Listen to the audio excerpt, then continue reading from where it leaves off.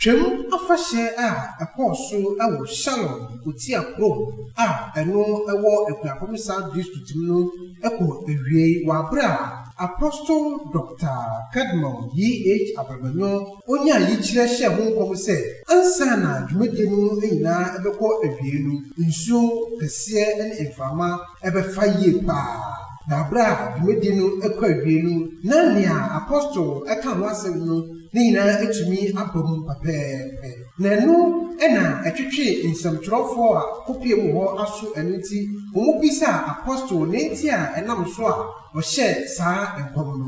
Na sei ɛna ɔkyerɛkyerɛ nkɔm kyerɛ. Nyame na ara na di. Ne yade afi biara ɛwɔ twemu ɔka. Ɛne asesa fashion wɔka. Wɔ twemu ɛyɛ nsanu fashion. Ɛna asesa fashion ɛyɛ nkwaje.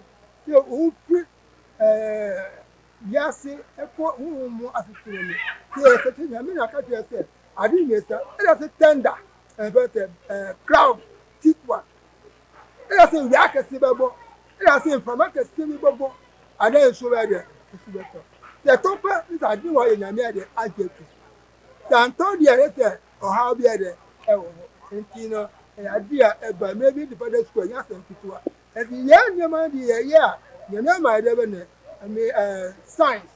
About or I do it, and then put your wedding yan.